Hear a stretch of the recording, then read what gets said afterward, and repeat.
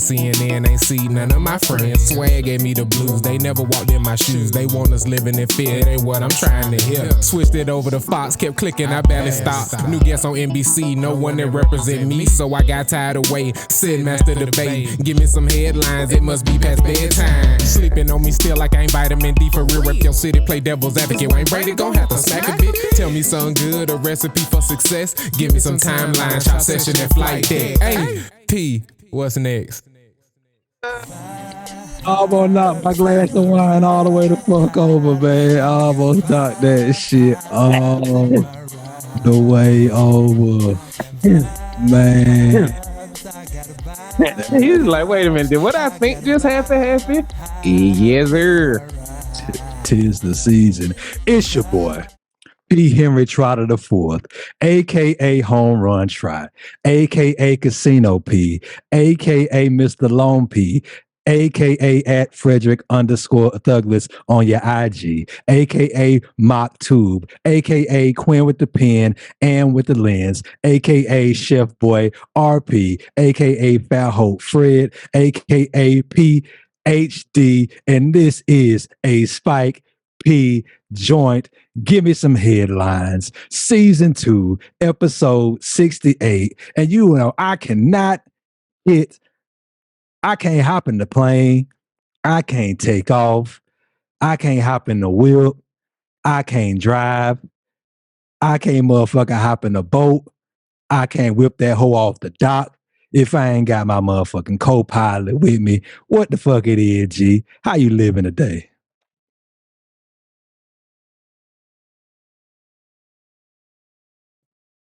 I can't hear shit you saying. You was on straight up mute.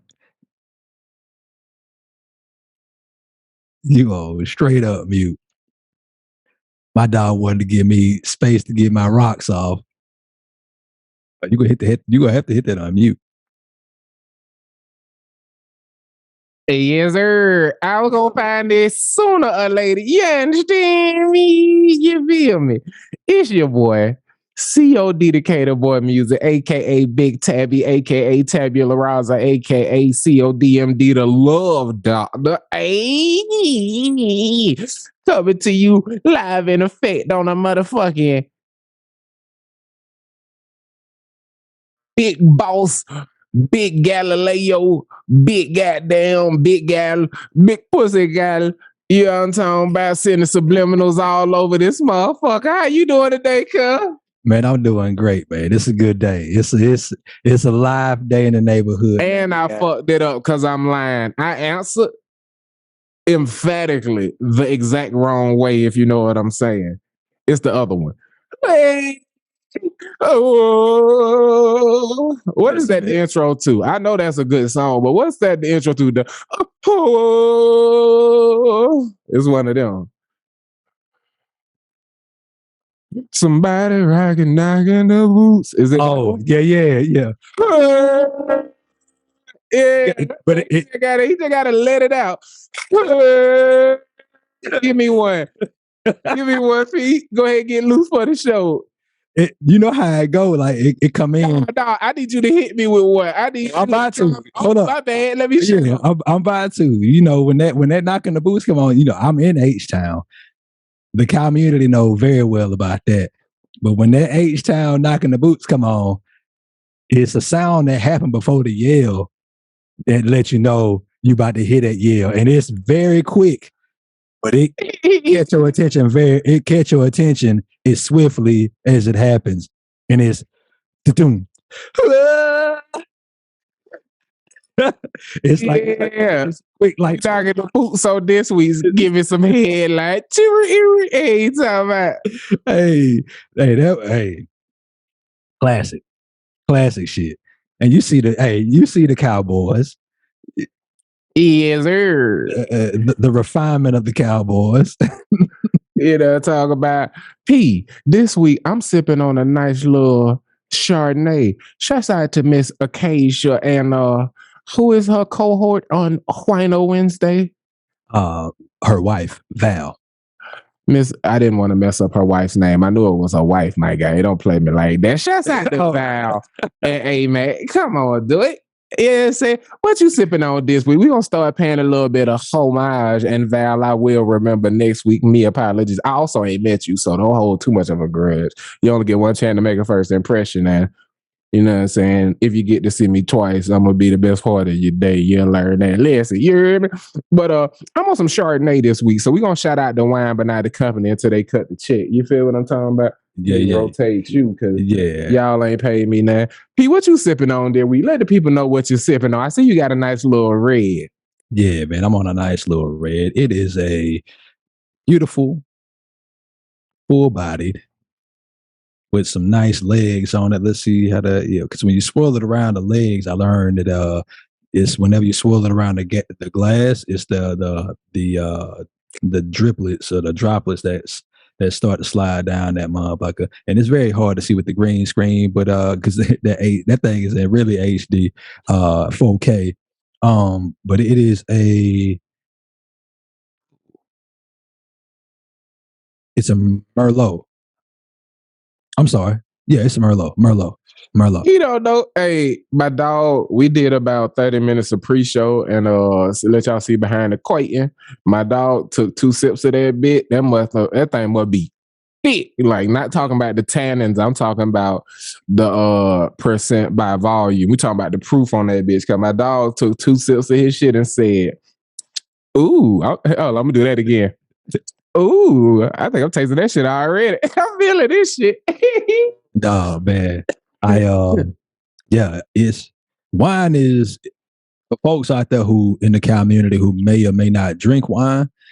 The drunk is different, man. It's a different high than most other alcohols. When you got your beer is, people drink a lot of like Casamigos, tequila, which all that shit is fire. Like, don't get me wrong, but when you drink that wine, that shit is different. Like, you get through a whole bottle of wine by yourself. It's 5 glasses roughly. Like, if you not and like you don't pour wine like this is about this is this is a solid glass, but I poured like a little bit more because of today is a special occasion. But that's something we can talk about a little bit later on. But man, that drunk is different, bruh. And it puts you in a different space. Like, if you smoke different strains of weed, I don't know how cocaine set up or anything like that. I don't even know how mushrooms. I had mushrooms before, but I don't know, like, I don't know the tiers of mushrooms. Like, they was good because I was high. I've done a couple of drugs. Drugs are in moderation, everything in moderation. But this wine shit, across the board, man, like that high from drinking wine is just different. It smacks different. But it's very enjoyable. But be prepared. I will say, if you don't do it, don't dive 10 toes in immediately. You want to take your time with that shit because it does punch back. It's like a kangaroo. Don't be the fool who think I could knock out 6 beers, so 6 glasses of wine ain't gonna be shit. That shit ain't that shit you want to. Yeah, that shit ain't gonna work out well. I mean, it's gonna work out well for somebody, but it ain't gonna be yourself. That's on the game. Yeah, that's it. It's a good time though, man. It's a good time though. But yeah, we on that red tonight, man. Yeah, man. Big time. My dog on the Merlot, and I'm on that Chardonnay for y'all. Just to recap, if you was wondering. But it's about time for a little bit of that. Fliggity. Flight deck, I already got that ting lit. You feel me?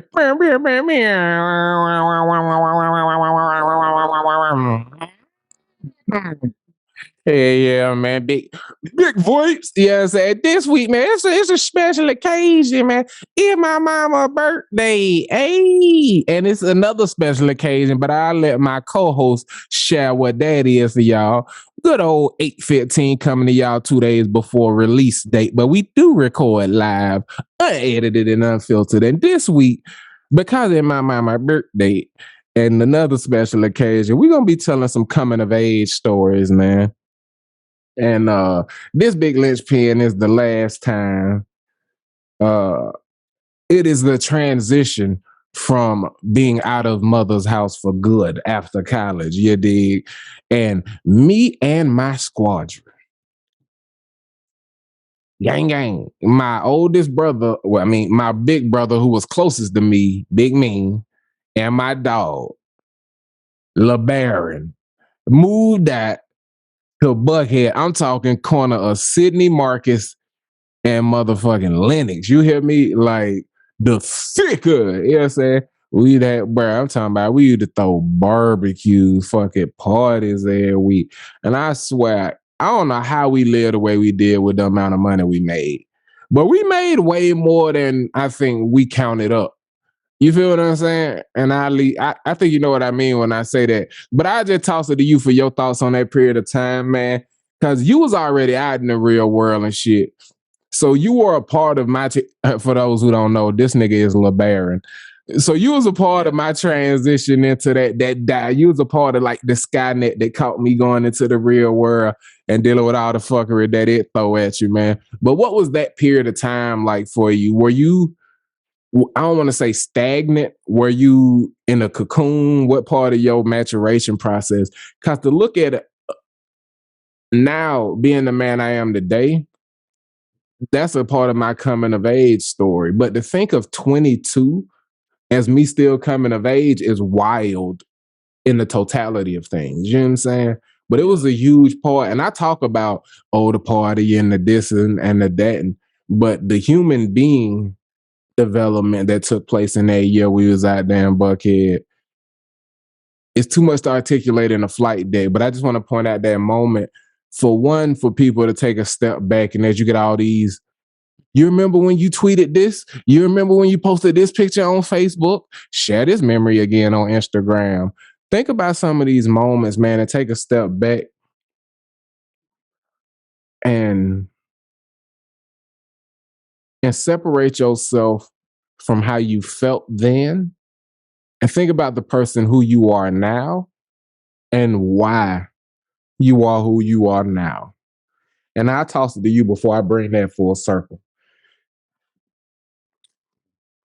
So the part of my, I guess, journey that I was in was still I was in the cocoon, but in that cocoon, or kind of in being in the cocoon, is essentially like is a womb period, and you like getting those nutrients from the outside world, and you kind of being fed through the umbilical, because some things are really tough when you're going through them to like realize where you are in your life. And so at that point, where I was now understanding and knowing what I wanted to do kind of with the rest of my life, and trying to build that out and figure out like get the footing for that. And also figuring out like how to be an adult. Cause at that time, like I was just getting into like really paying bills and shit for myself. For the first 2 years, you were work study. Right. Yeah. And going to grad school. Yeah. And so, yeah. Right. And so most of the bills and stuff was paid. So having to set things up in your name and do like that whole rigmarole, and then understanding like the hustle, like the things that are available to you. Cause I spent most of that 2 years in grad school, not understanding like the things that were available to me. So like once I moved to the A, I had a little bit more knowledge. So like food stamps, knowing like I grew up kind of on them, but I didn't know the process for actually getting them, because that was like my mom. Like she did all that work. And so knowing that, I'm in school, I'm not making that much money, like I can get. You could have been getting them the whole time you was at Sewanee, yeah. The whole time. So fucking Walmart all the way up. Imagine if every Negro at Sewanee had Snap, nigga. Oh, we'd have went down there. The barbecues would have been insane. We'd have had a lot more money, because what we'd have done is we had free meals, and at the same time, like being able to go down there and get food and throw it on the grill with our ability to cook. Oh man, up there on that campus, bro. So we'd have been down there flipping that shit into money and buying alcohol too. I ain't gonna lie. So I could say like College now, student shit. so back then, knowing what I know back then, like my goal now is to impart that knowledge on the younger generation, because that's why you go through your experiences and like you learn your lessons. It's to inform yourself, but you should also be taking lessons that you believe are beneficial to you from generations before you or folks who have come before you, while also and building those experiences and improving on them, being able to pass them joints down. So I was gathering that information to pass down to younger jits, man, and I was learning. There was so many facets of my life that changed during that period, like that things that I kind of understood better than I do now, like women, finances and budgeting. Yeah. Like the whole work situation, like, and understanding what learning, like your learning process is, it's not always a formal education. Like I'm surprised at how informally. I'm surprised at how solidifying of a moment that was for me in my coming of age process, because people I grew up with and knew for 18 years, I never speak to or see. But the people from that period of time, I still have a lasting connection with, like me and you, me and Marcus, me and the gang, you know what I'm saying, for the homies. I ain't gonna never say the name because that would be stupid to put on wax. No cap, the women from that period of time, we still got good energy. You feel what I'm Yeah, ain't no bad blood, even whether we talking or not. If we were talking, it'd be good energy type shit. But like, I am still a great deal matured and developed from the human being I was then. Like, the man I was at 26 was so much more different than the person I was at 13. The person I am at however the fuck old I am was different than the person I was at 21. You feel what I'm saying? Yeah. But those people are still connected to the person I've become. And it makes me not question, but it makes me ponder the notion of, was I better invested with surrounding myself with people who were headed in the direction I was? Or am I that's essentially where I am. I don't even know exactly what the alternative to that would be, but that's kind of what filled the void and trying to figure out how that happens. Why these people are still in line with the person I have become. You know what I'm saying? I was better at forecasting where I was headed. That's what's up. I was not good at forecasting where I was headed, and I'm still not good at that shit because I do a whole lot of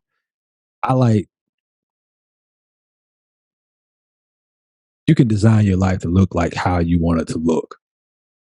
But at no point in my life, in the places that I've gone, did it ever look like it never looked like something I didn't want. And so I can just kind of take shit as it came to me. Like even when I was working for them folks over there wearing that blue shirt every day, like that job, I didn't hate that. Like some of the people were difficult, but like some of the people were fantastic, and I wouldn't have traded them niggas in for the world. Like, and it's interesting that you say that because like there's some relationships that I have from that place that I have like to this day. I don't keep up with like a whole lot of former coworkers and shit like that, but it's folks from over there who are legitimately lifelong friends. So like that point, and even the homies from when I went to school, man, like the dogs out of shout out to Cincinnati, Ohio, man. Y'all got some dogs up there, man. To that group, and like they were not my introduction to music, but they were an introduction to music that was outside of myself. And so they had already had their crew, and like they made me a part of it because they saw the value that I added to it. And so I learned a lot from them, and it helped me to maneuver, man. And so I feel still a connection to them because of I was like literally the only outsider like that they did not know from Cincinnati that was a part of that gang, and they invited me fucking everywhere. And so that gave me a lot of confidence in myself and how I maneuvered and just it gave me confidence in myself to the sense that like just be your fucking self. Because people are gonna notice it, and like everybody in that crew, like I still fuck with. I'm assuming that's why you and like your gang fuck with me is because I just am who I am and don't go outside of that. And so like that was a big part of my coming of age and feeling more secure, in especially from the transition that I had from my graduate program and like them You only ever have throwing my mattress difficulty. out, rats running through it and shit, and throwing my refrigerator out my room and shit, and me feeling like I didn't provide value, and coming to the A and like all these people being like, "Oh no, nigga, we fuck with you the long way." So that was super helpful during that 365 plus day period. You only ever have trouble trusting people to display traits and habits they haven't shown you before. For you to be comfortable in your own skin and vulgarly yourself sometimes to a fault in your mind, but I don't see it as a fault. It's easy to trust you to continue to be that person. You know what I'm saying? Yeah. And that is why people consistently call you around. It's like being the coach who can count on the nigga to run the play. You feel what I'm saying? Yeah. You consistently gonna be you. And you don't have to create ulterior motives for you to be you. You feel what I'm saying? Yeah. But Jits who coming out of that space, because you said when you went into that era, that was your coming out of that was coming out of your mom's crib, going into college, and then coming out and being like kind of on your own for the first time. Like, is there anything that you take away that you think is like a universal lesson for something like for a Jit who doing that same thing? It was kind of like a crash course. I say when people ask me what was your biggest takeaway from college, I tell them the biggest thing I learned in college was time management. All the curriculum that matriculated or that I absorbed was the result of me already grasping the ability to learn. You feel what I'm saying? Yeah. So all the material I had to learn, I already had cultivated the different skills I needed to learn it. Nobody taught me how to learn other than William Ingle. He taught me a great deal about writing and literature, but no one else taught me how to learn. They just taught me the subject matter that they had expertise in. You feel what I'm saying? Yeah. Yeah. So the greatest lesson I took from college was time management. The greatest lesson I took from that year was money management, nigga, because shit was tight, nigga. And I found a way to live a life that connoted a much greater deal of wealth than I had without flexing.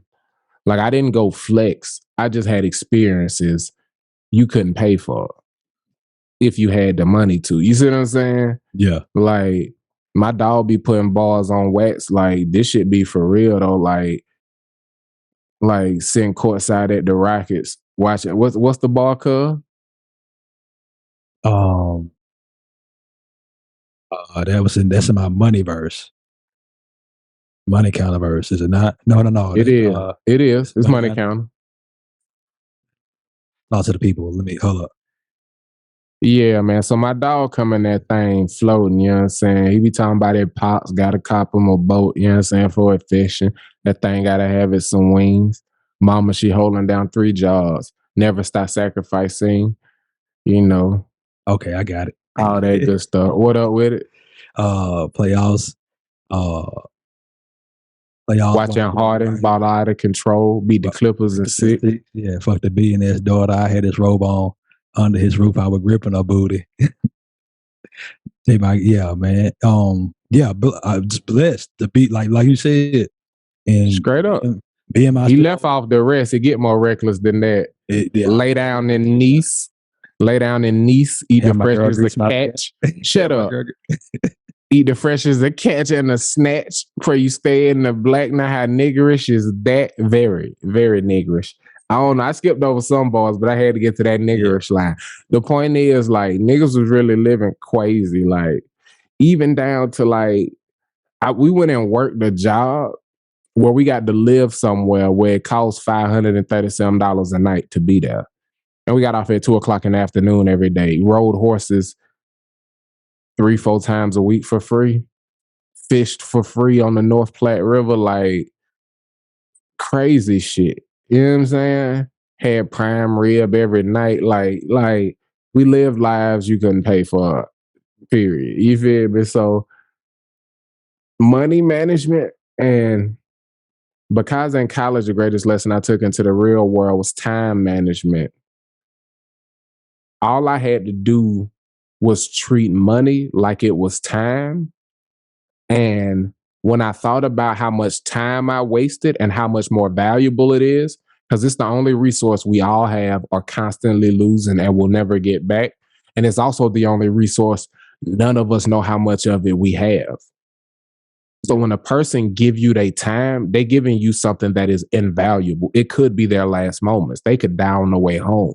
Yeah. So when people give me their time, the older I get, the more I love on people for every moment they give me because of how valuable they are.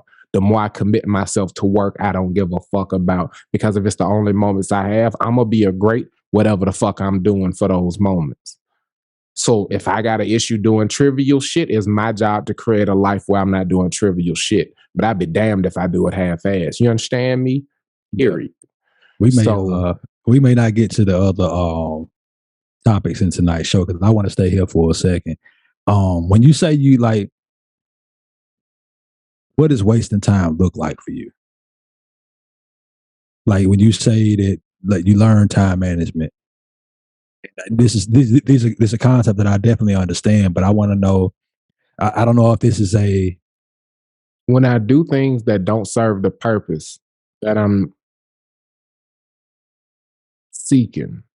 If I sit and scroll social media to clear my head, and when I sit my phone down, I've wasted 2 hours and I'm still stressed the fuck out, I wasted 2 fucking hours. I could have been addressing that problem and be 2 hours closer to not dealing with that shit no more. okay. That's wasted time, not social media in and of itself.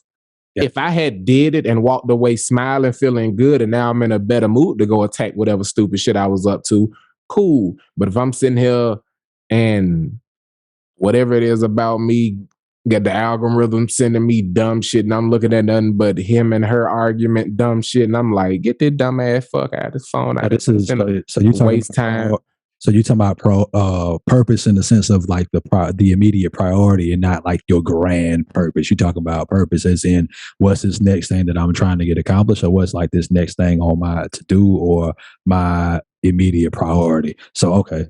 Yeah, because I operate off of, and women I talk to hate this shit, but it's genuinely how I see the world.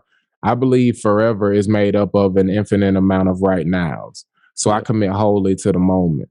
And it articulates itself from a life perspective where if I am choosing to relax, it is no amount of shit that I'm supposed to be doing that can make me feel bad about relaxing other than doing it and not feeling relaxed. If I find a way to stress myself out, you know what I'm saying? If I'm sitting here, I'm like, fuck it, man, I'm gonna sit down and watch the show for a second. And I find myself grimacing because Netflix pissing me the fuck off because they keep showing me the same shit. And I'm like, man, fuck this. And I hear myself cuss at a movie selection. I decide to do something else. I go get a book. You know what I'm saying? Dead ass. I'm going to read that book right there, the chapter that I left off on. I know exactly what's about to happen. Maybe it's the illusion of choice and them sending me the same shit and I'm fighting against I ain't gonna, I'm wasting time if I'm thinking I'm gonna be relaxed once I find something to click on, because I'm mad as fuck right now. And all they did was send me their sorry ass selection. You know what I'm saying? And I ain't even paying for this shit, but I'm mad they sending me the same stupid ass. But yeah, that's what I mean by like wasting time. Like if I go to kick it with a chick I'm talking to, and I tried to say that player, I'm gonna say that in a way that ain't gonna get me in trouble. If I go to kick it with my lady, right? And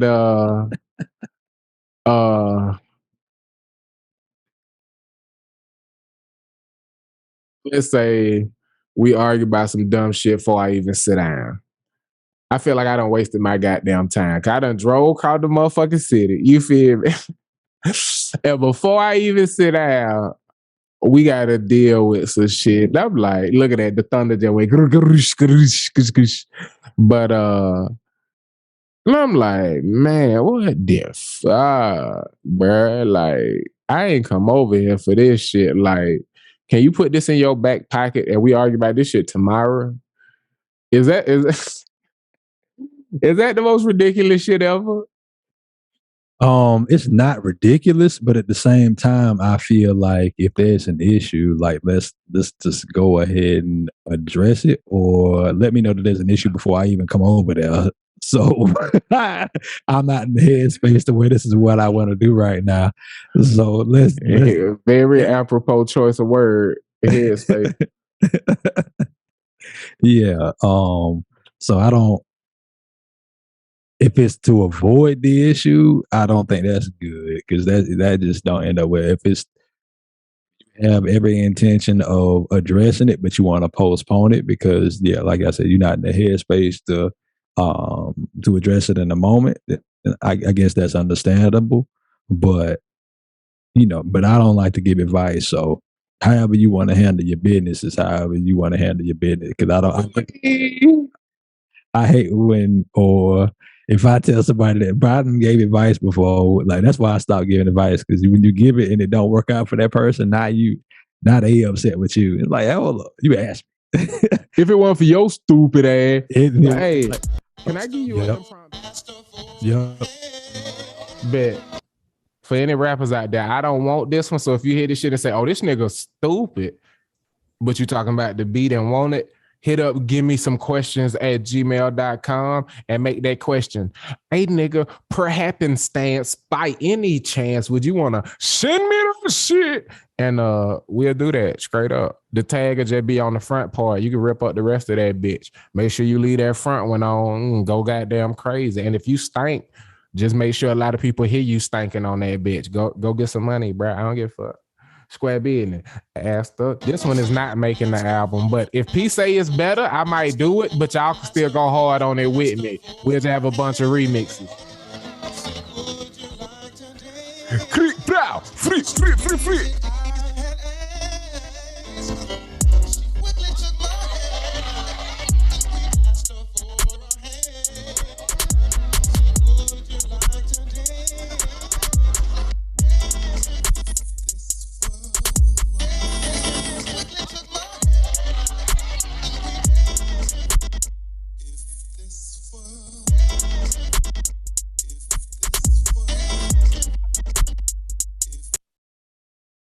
Scale of 1 to 20. What you got for it? I give it a scale of 1 to 20. I give that one an 8. Okay, I feel that. Now this one right here, I like the simple version that only got like 2 or 3 noises in it, because it make me want to go do like this right here. It made me want to do like this. Every time you hear the horn go, it made me want to go, I'm trying to fuck, like that. You feel me? But it be like, you know the drill. If I'm in your city and I call you up, babe, is you with it? I'm trying to fuck. And when you hear it, you know what I'm talking about. Okay.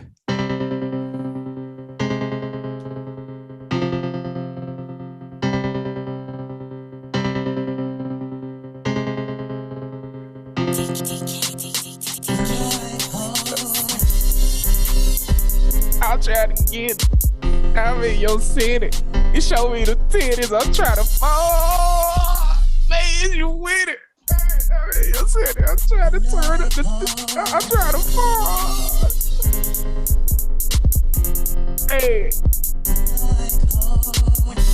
What you think of that one? That's a better one for the tape, right? I give that one a 13. Yeah. Yeah, we in that guy. This one right here is the same beat, but with a bunch of dumbass additions. Tell me this one sucks so I could use a simple one. And I send you this one so you could go hard on the remix. And I send you the old one to rap on, and then I'll mix this well for the remix. Send it to J Flame emoji. Let him do something crazy with it. Okay, that's a bit.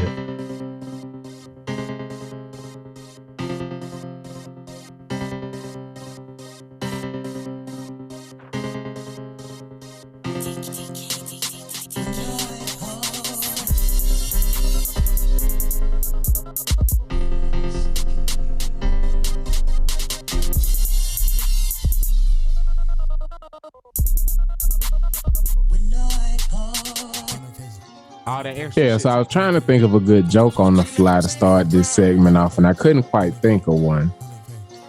So the best thing I could do is to ask you for a quick anecdote. Have you ever just fucked the funny all the way up?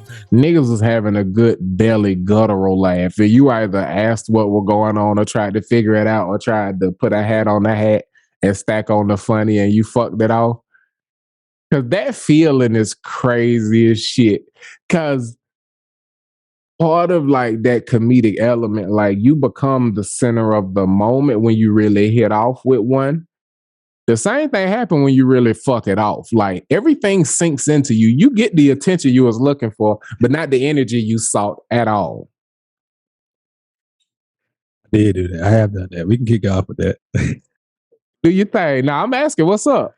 Oh, bro, it was in a text thread. Like it was pretty recently, actually. And like some of the homies was in there, and I was on a roll. Like it was, I forget the context. We was talking about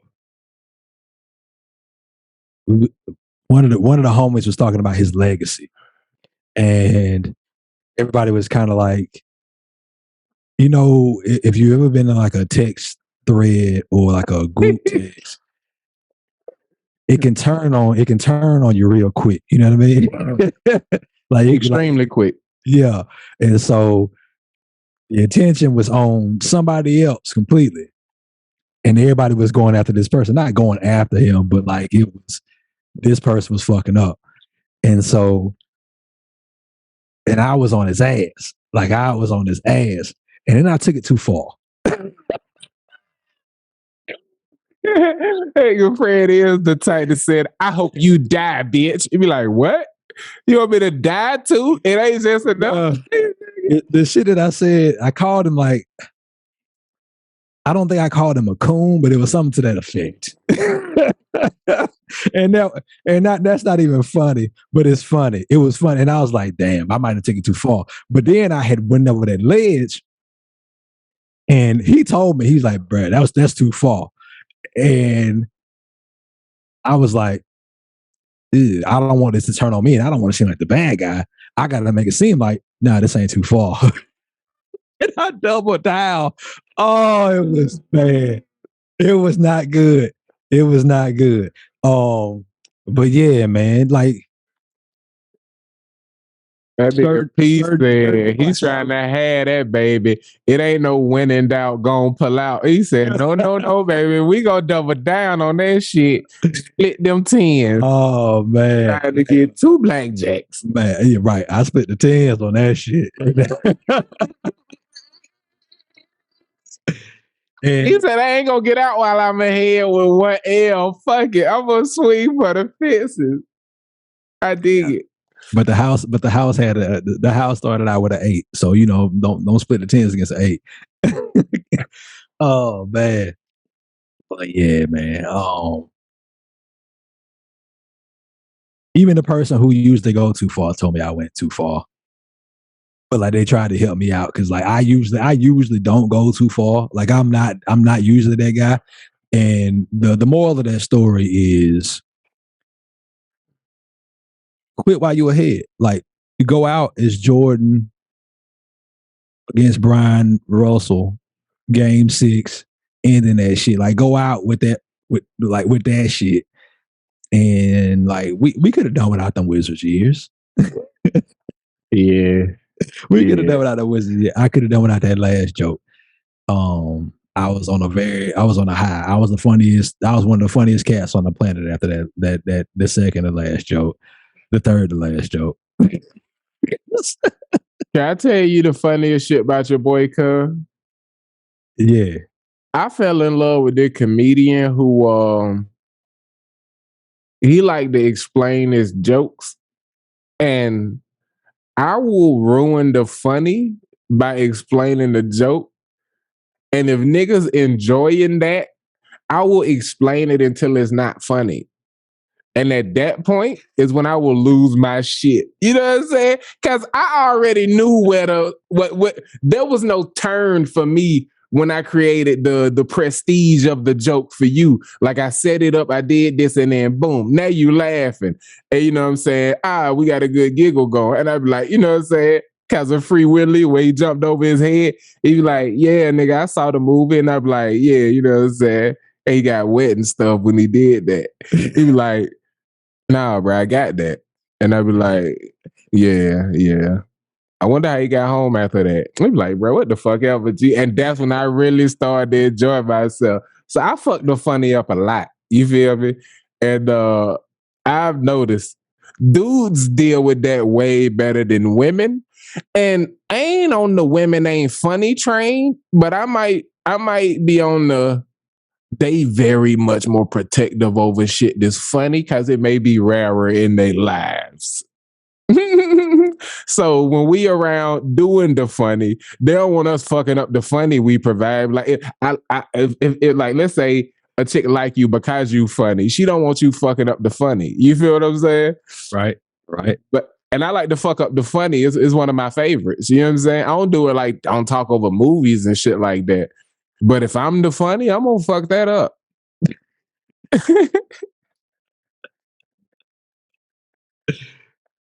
Which I think about there's some people like I consume like their platform and their art because they are funny. Like that's the lead in. And I stay because of like that funny is a part of more of a genuine person. And I'll give you an example. Tyler's he draw you in because he mad funny. And then you learn more about him and he just this mad fucking genuine dope person with like an incredible intellect and knowledge about the world and like these incredible philosophies and shit. But I wonder if he ever fuck up his funny. Like I wonder like because I don't think he could try, bro, because it's so fucking genuine. Some of his funny, like I kicked it with that nigga did weekend for the first time in like months. You feel me? We was we had Top Golf and shit and linked back up. Man, I'm finna start mobbing with that homie cause he out here. I ain't gonna put his business in the streets, but I'm in them shits and he ain't scared to come out there in them with me. I'm gonna leave it at that. Gang. Shouts out to I'm Not Here to Argue, the Trill With Us podcast. We finna be out there. We finna be out there in merch raising hell in the city. You heard what I said? GSH and I'm Not Here to Argue. He ain't here to argue, Underdog but I am. Sports? Is it Underdog Sports? Underdog Fantasy. Underdog Fantasy. Yeah. And the Legends podcast, I think, is with NBA Legends. Yeah. But shouts out to the homie. But the thing I was about to point out was one of his idiosyncrasies is like only when he's saying a certain type of thing will he go from hitting you with dead ass eye contact to looking slightly off. And it make you lean in just a little. And that's when he'll say the shit that you're not expecting. And no matter how many times that happen, it still gets you that slight lean in. Like he'll be like, yeah, man. So such and such. Bitch kissed the koala bear. You be like, what? And like, koala bear? Like, when that shit coming to the story? Because you ain't heard shit about a koala bear the whole time. Like, the shit really be that random, but it really make more sense than that. I just had to come up with an example. But like, it go from like, yeah, to just slightly off, and it make you go. And he hit you with that shit, and you know you get to laugh, you get to going. And I feel like he probably hit you with that grandma where she done cooked all day long and shit. Everybody make them plates. She just see people cycle through, make their plates. And then the nigga taking that first taste before they even walk out the kitchen. And she's standing right there as you walk out with your plate like, mm-hmm. That's probably when he gets you right back and see you look away with you. Yeah, man, I don't know. But yeah, though, good times, man. Niggas don't be starved for the funny. So we don't mind fucking up the funny. We'll double down and triple down. But I'm going to tell you somebody who can't deal with fucking up the funny. Young women. They do not like fucking up the funny, bruh. They resent you not laughing because of something they said on top of your funny thing. They be like, oh, okay. So it's only funny when you joke about this and that. And I'm like, nah, I ain't make the rules or nothing. They laugh at what's funny. And that's the thing, man. Is like you have to learn. Like you have to learn what's not funny. Like if that shit not funny, I'm not laughing, shawty. Like if it's not funny, I'm not laughing. Like it's so hard, like to make me laugh. Like I realize there's only a few people that can make me laugh. Like for real, for real. Like so much shit don't like people would say shit. I'm like, that's not funny. That's not funny. Like I see shit on the internet, like, oh my God, this is the funniest TikTok. And I'm like, that shit cute, but it's not funny. Y'all tee hee ha ha whores. Y'all get y'all laughs to anybody. Anybody, bro. Like, yeah. Just get y'all ass to any old body, fucking hoes. I hear in these streets just that's why your lady don't want to see you laughing at all these Bro, I seen you know tell you something else that make men gay apparently via women. Something else that make men gay via women is when you around your man and he with his friend group and somebody tell a joke and he get to looking at him and laughing. That's gay apparently.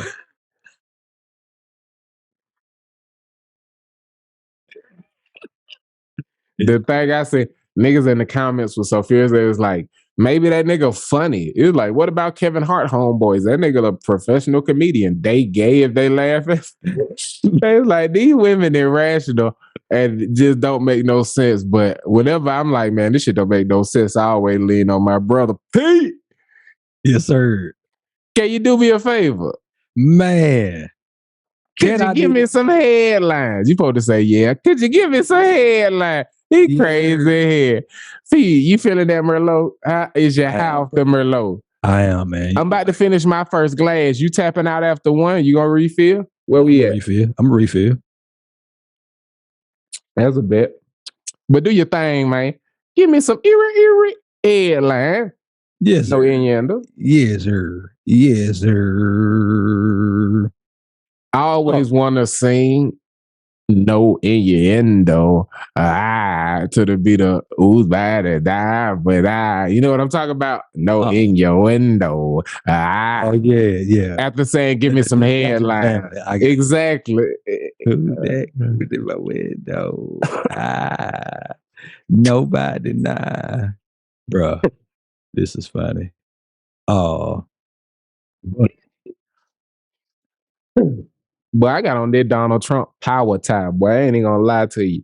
You got a very nice aesthetic with this big Bronco ass nigga behind you, this big Highland cow motherfucker. Yeah. Then you got your black tie. Pick up the Merlot so they can get the aesthetic of that deep red. Bow. Everything just fitting. I'm over here with this silly ass background from last week that I'm about to switch right now with this fucking with the white. Cuz be on my ass about these backgrounds, man. And so I downloaded a whole bunch of Highland Cow backgrounds. So y'all about to get the show mascot heavy. Ooh, that's popping. What you think of that right there? Leave it there for the rest of the show? Pull your wine up. Can you still see your wine?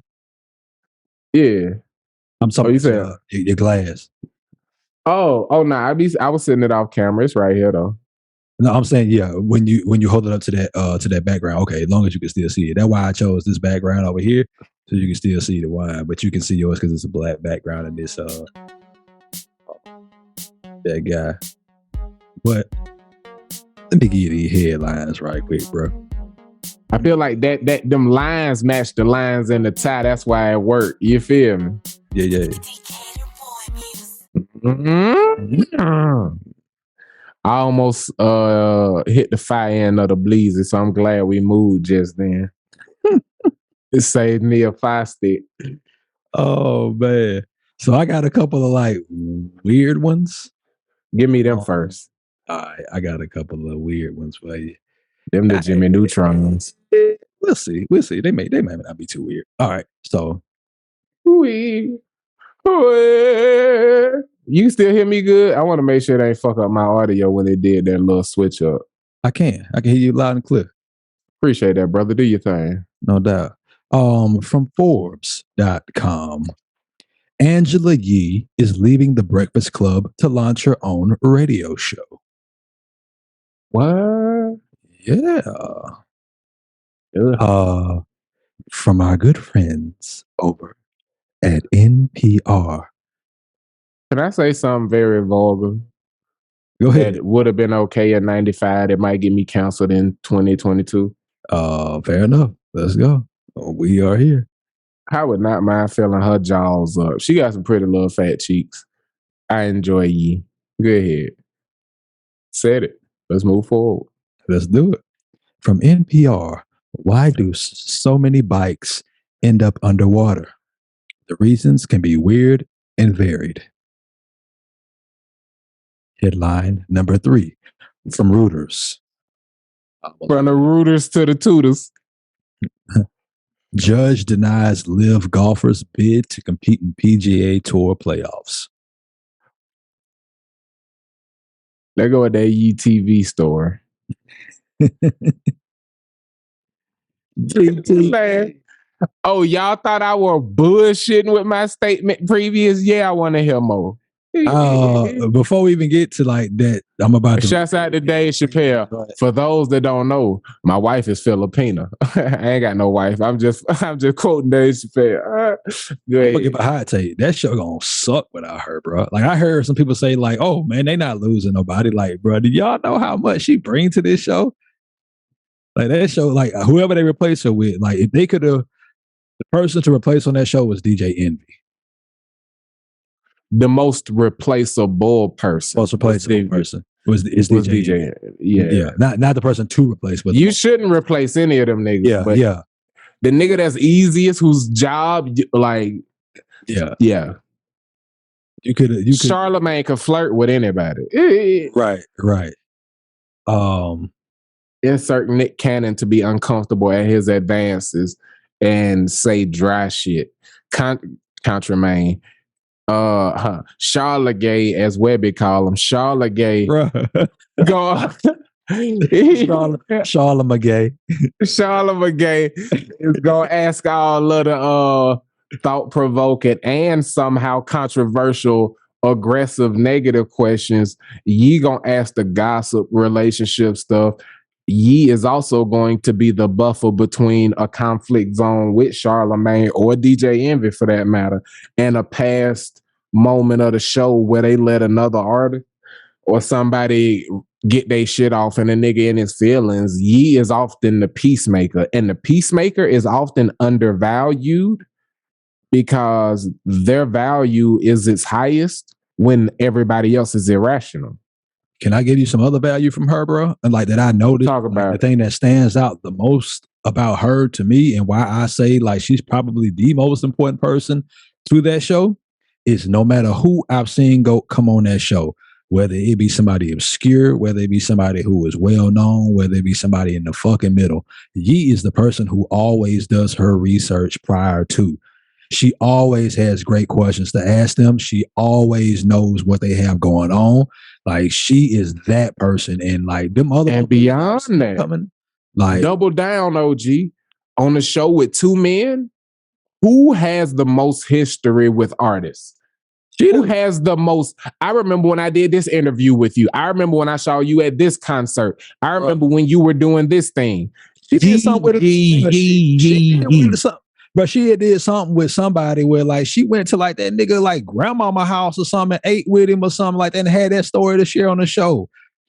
And like that's why I say like her leaving the Breakfast Club, that's the biggest loss, bro. Like they could have, even though like the most replaceable person is Envy, and the next replaceable person would be Charlamagne, is because you can find somebody controversial who just want to be in everybody's business, who gonna say some shit to get like a reaction. Like you can put a female in his seat.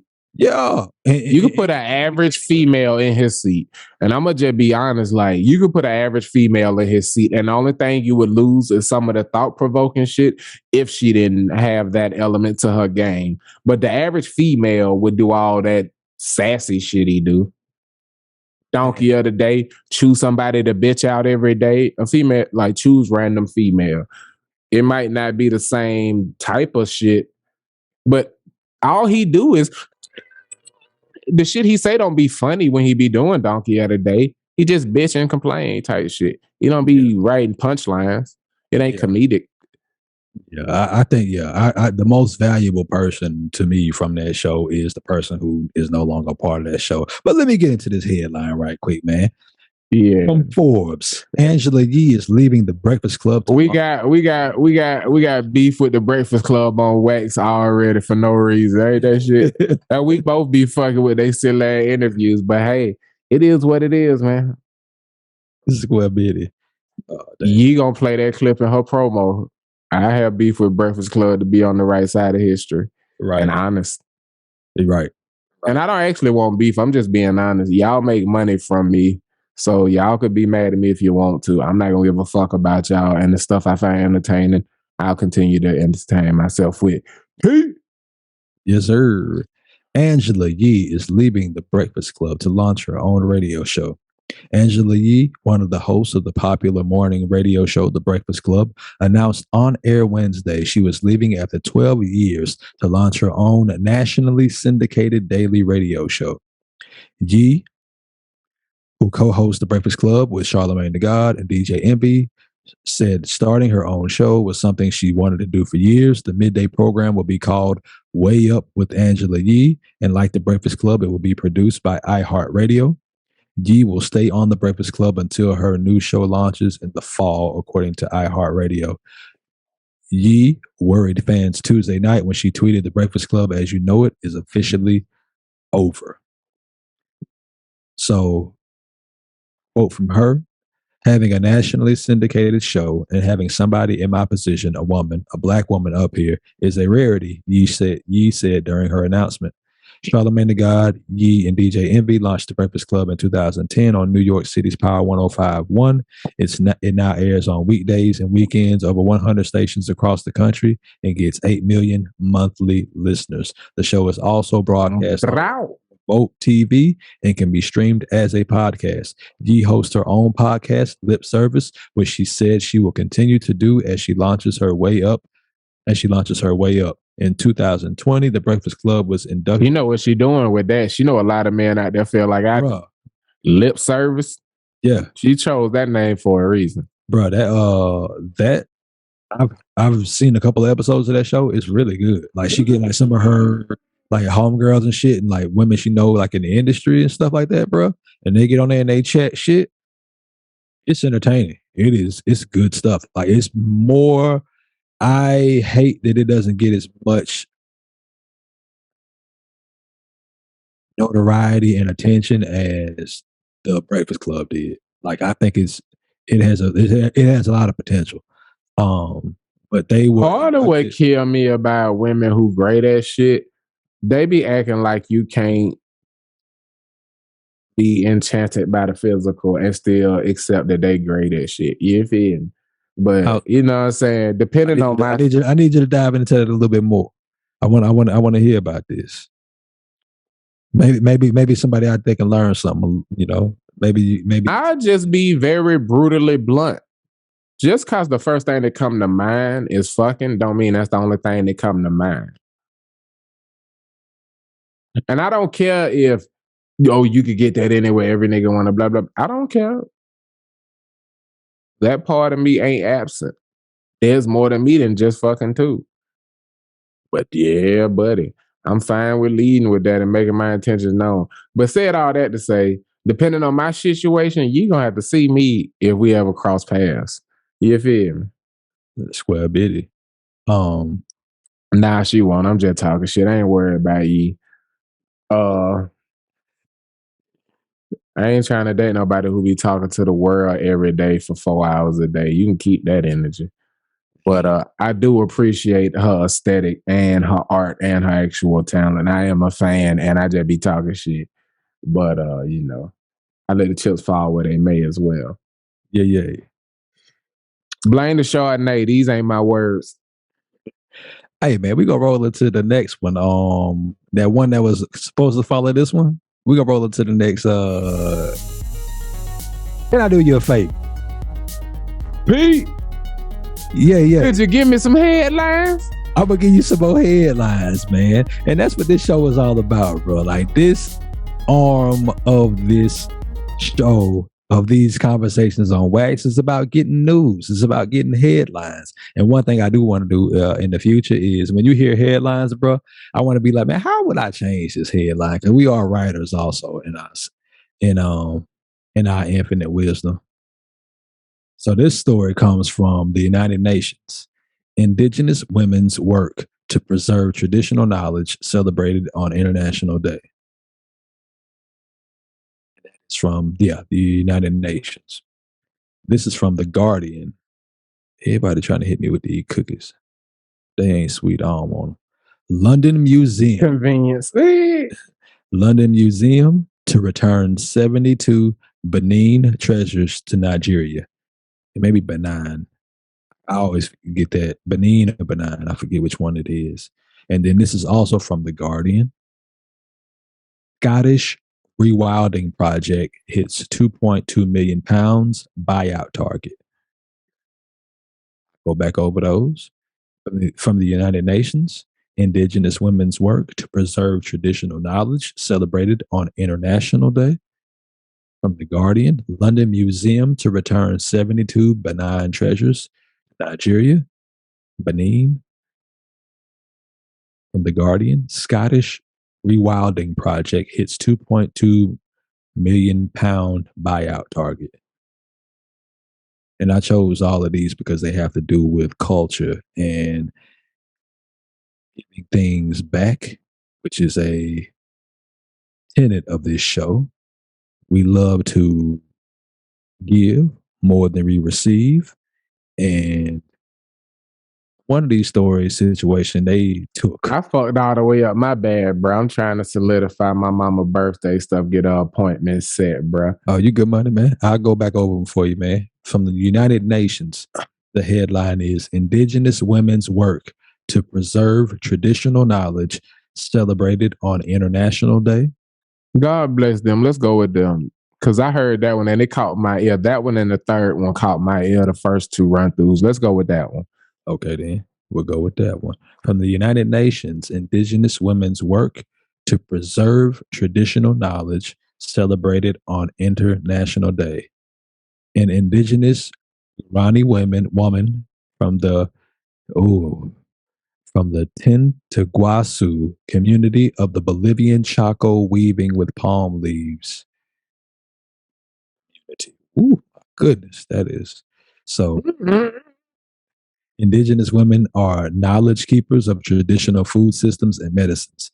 They are champions of indigenous languages and cultures. They defend the environment and indigenous people's human rights, said Mr. Gutierrez.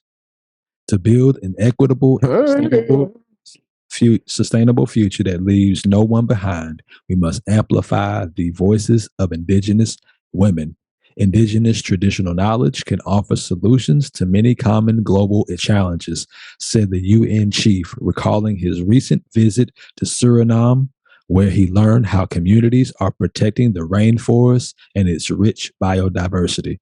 Mr. Gutierrez urged countries to implement the landmark UN Declaration on the Rights of Indigenous Peoples and to promote indigenous traditional knowledge for the benefit of all.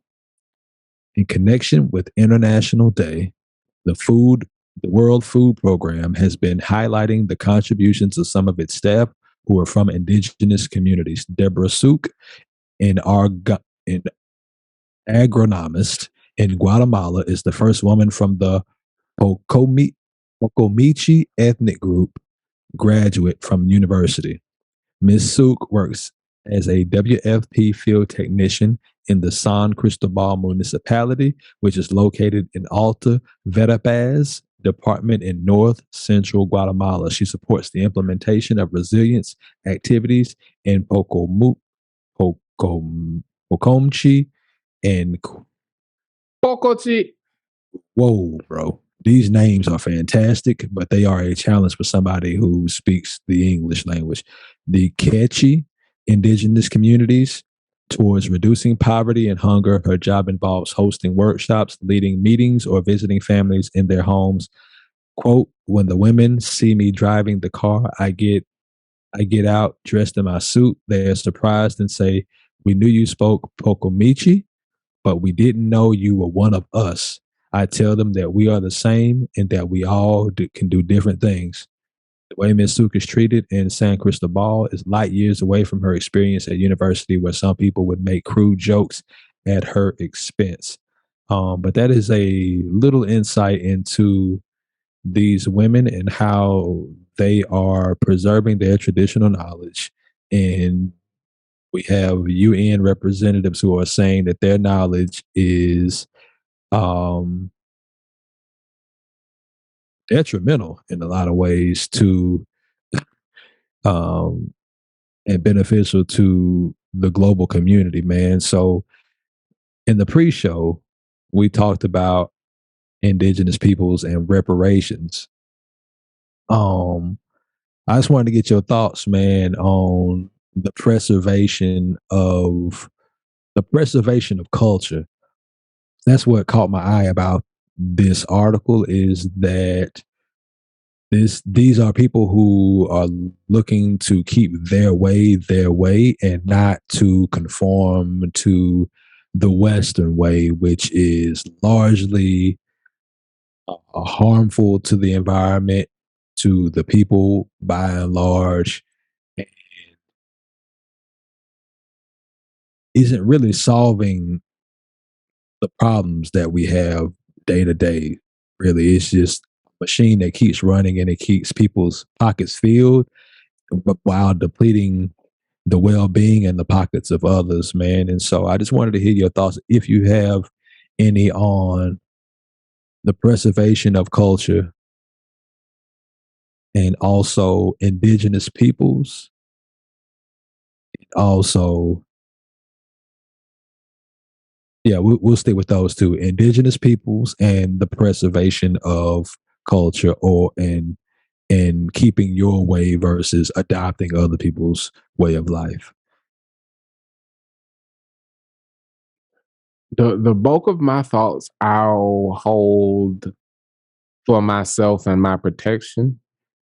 But what I will share is the very straightforward belief that I've lived long enough to see people push people off of their cultural landmark only to try and colonize it. And beyond that actual physical manifestation of that, I am talking about actual cultural colonization. And when it comes to making a people live the way you live, it doesn't take very many generations before they have never known another way of life. And the notion of existing in a world where some version of infinity exists, or my family will be around until this world isn't, the notion that any group of people believe that they have the right to make humanity only reflect their belief system is offensive to me. Because the echoes of infinity, if you believe in any sort of creator or the randomness of the universe, everything that exists under the sun is here for a reason. The notion that you get to force the rest of humanity to reflect the values you were raised, like two random people who shot out of a penis and a dick raised you to believe what they believe. The notion that you're going to grow up and try to make a mass of people live the way your parents raised you to live, and that's righteous, that's always bothered me. And when you get to the point where you're able to do it from a legislature standpoint, I just simply point to people's need to put more focus on precedent and what the government will do once you give them the ability to do certain things.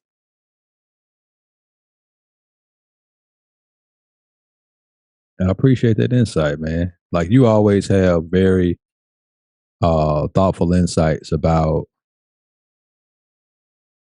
like philosophy, politics, um, culture, like living according to your own design, which I think that is something that I didn't think I had the power to do at one point in time, and now I'm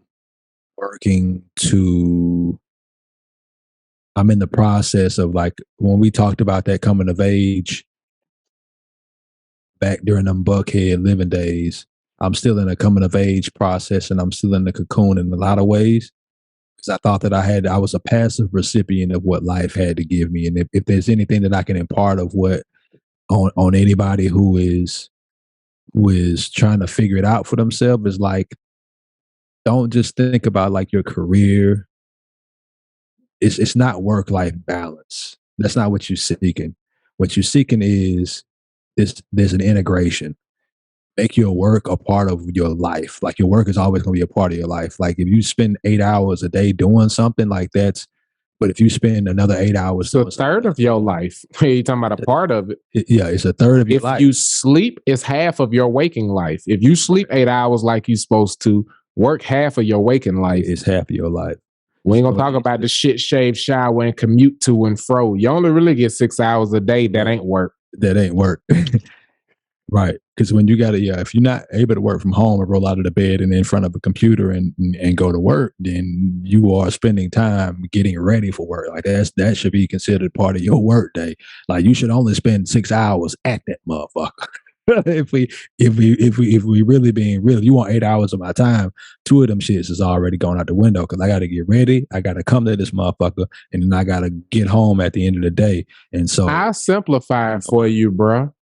Every per hour employee in America need to be a part of a class action lawsuit, because not in any other version of any industry does the transportation of resources not have to have a financial penalty. If you are a lumber company, every time you move that wood, it costs money, right? Yeah. So why the fuck would your human resource leaving their home and coming into work not cost you motherfucking money? The dead wood cost you money to move, but not the human resource? No, baby. We need to file a class action lawsuits against industry. That means we own the job the moment we leave our motherfucking house. If you have to leave your house and ride 2 trains and a bus to get to McDonald's to serve assholes for 8 hours a day, guess what, baby? That whole 2.5 hours it take to get to McDonald's is in your check. And guess who gonna have motivation to make sure you can get a fucking car? You see what I'm saying? Let's file this lawsuit. Y'all don't want to sit here talking off of that. He said, what's up with some ideas? We don't have ideas here at GSH. We have ideas. Dead ass, man. Trademark. Give me some headlines incorporated. Fuck anybody who hating. Ideas. We need to copyright that immediately. I just wrote it down.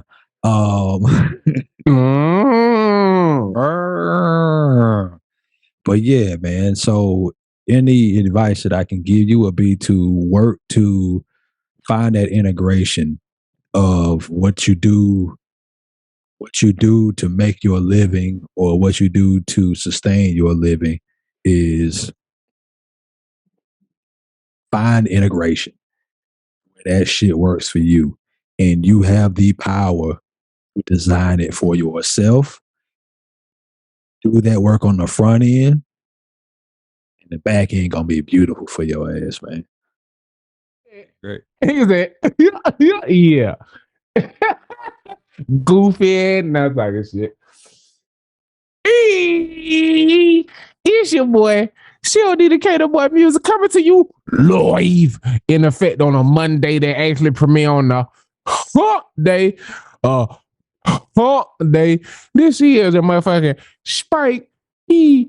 Dream, and this is episode what? 68.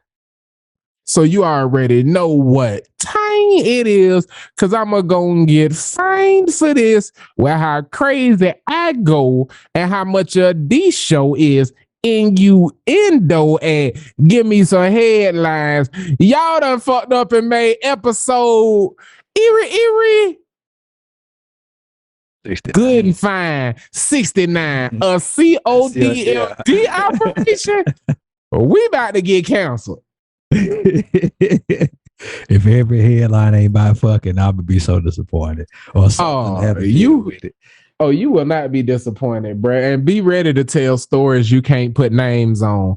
Where we headed next, sir? Maestro, Spike P, Director L. Extraordinaire, my dog, Peekaboo ain't hiding behind shit but the swag today. You looking brown as shit, man. You look like you, like myself, is enjoying this sun before the winter try to take it away from us. Hey. For the people that's on the audio version, I just showed them niggas the Morris chestnut colored skin. Drop this sack, teabagged you visually with all them chestnuts. Hey, you talking about? Oh, that's out to my dog right there. I need that scene. You soon. But can I do you a favor?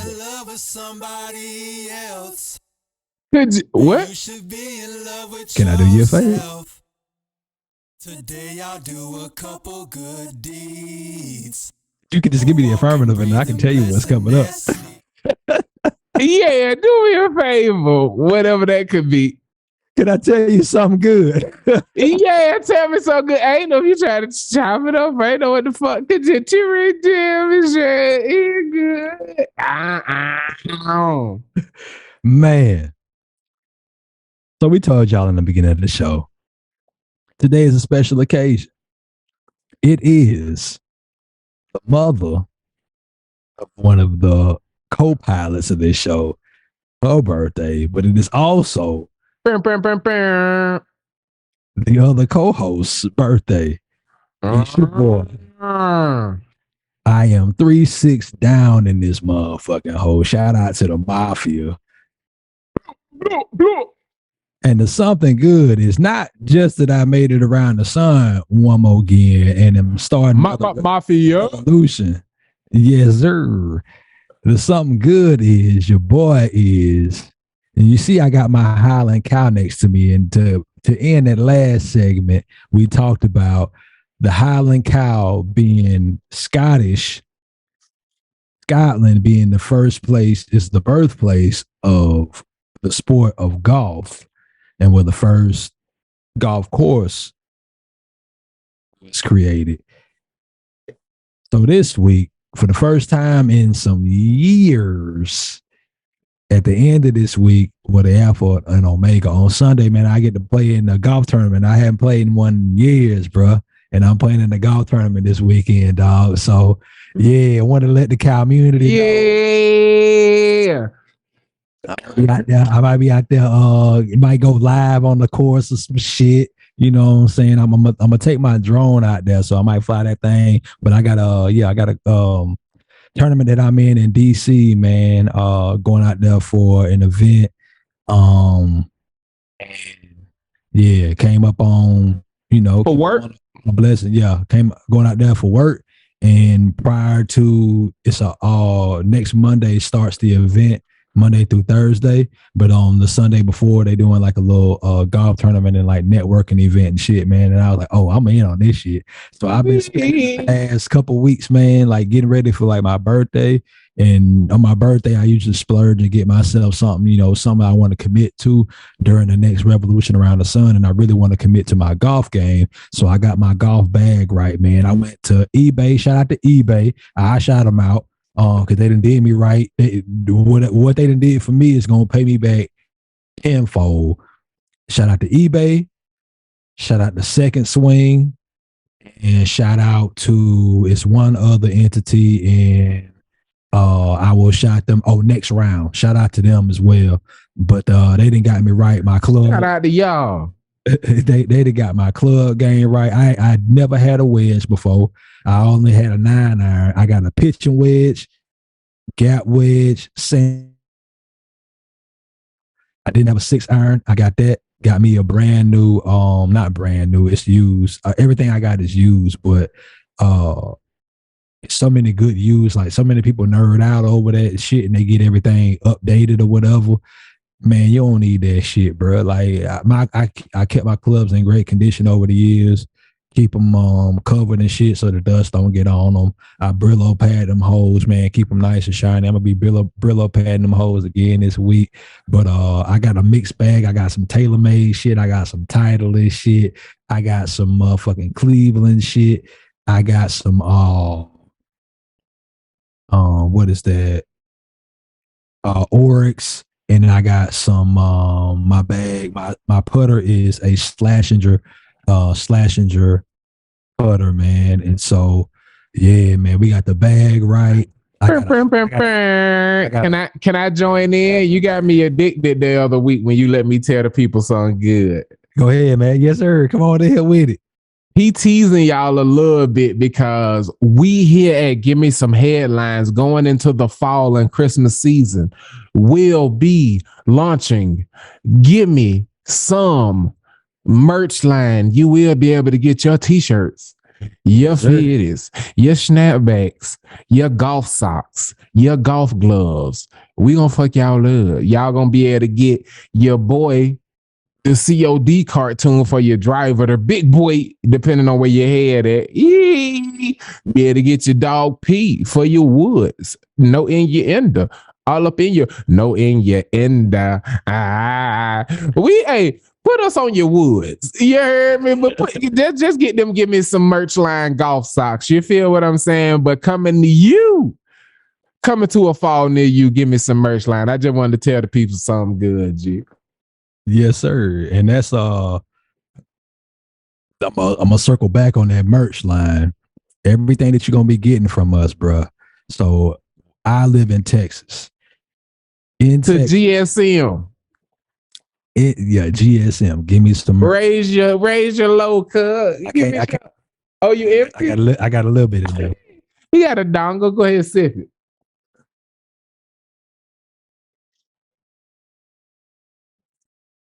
Bro, tell me why that shit look like the final scene there. Not the final, but one of the penultimate scenes in Blade where the blood be running through the whole system. Penultimate? Is that a word? I might have made it up. It's close. It's close. That ain't what I said. You added a C. I said a C in that bit. No, you said penultimate. Let me search it. Penultimate. I put a C in that bitch. The cultimate sound fatto. I watched the Kevin Gates. I add whatever word I want to. What's the Kevin Gates?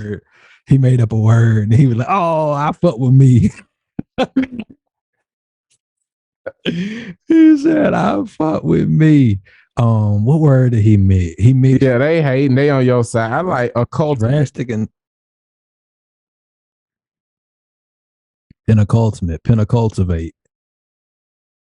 You could really just take some words and like they prefix. So all I added was the act.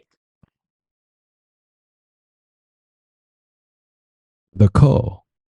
The rest of spelled exactly correct. Yeah. I added the A and the C. Ain't no A in that. It's just penultimate. The U is what make the sound. Oh yeah, you did say pinnacle. Yeah, yeah, Attica. What does AC mean? Air conditioner. Yeah, dick. Throw an L at the end. It's a ligament. But yeah, community, I need y'all to support your boy while I'm out here on this golf course, man.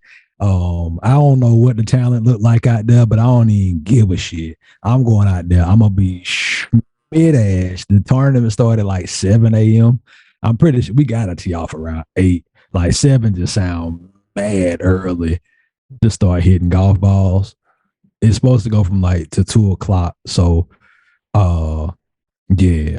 But I've been hitting the course for the past 3 weeks, 4 days a week, Wednesday nights, Friday morning before work, Saturday morning, and then Sunday morning. But yesterday I didn't go in the morning. I went in the afternoon to go out there. But then, yeah, man, your man's been doing a little bit of practicing. Y'all gonna see the footy up on the story for the GSH the GSH account that is at Gimme GIMME Some Headlines on IG. That is Gimme Some Headlines on TikTok. That is, I don't know if Cousin got us back our Twitter yet. We still banned? Only when we try to tweet something, they'll give it back to us every month or so. Yeah. Only when we trying to say some shit. Pretty much, you know. Bad. So yeah, ain't nobody. Yeah. Ooh. Yeah, we not trying to retweet other people. We try to get y'all original content.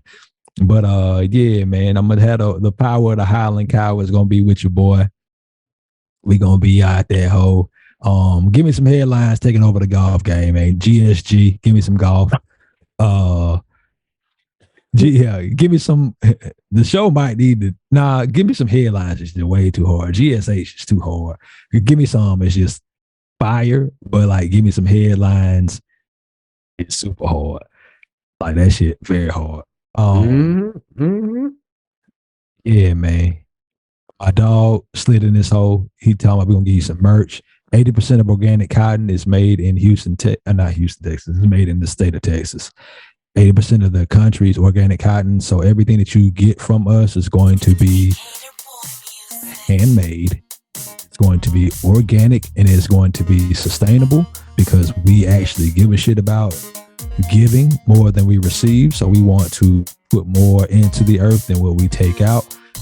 And then part of your proceeds will also be going into creating more jobs, people in spaces like the multicultural refugee. If you smell a hint of lavender cinnamon on your product, that just causes a beautiful Latina pack that joint. That's the squirt bottle. I got some new cologne for my birthday, bro. That shit fire. That's what's up. Yeah. Fresh out of do out the bop. Is fire. The brand is 1969. Hey, you already know what it is. Hey, you heard P. Whether it's an amazing, thoughtful, lovely birthday gift that you also get to enjoy, or something that is potentially not even physical. It could be an open ear, a little bit of understanding, or a little bit of care. We here at Gimme Some Headlines believe that here, there, and anywhere, it is always better for thine to weave a tapestry where thine give more than thine receive.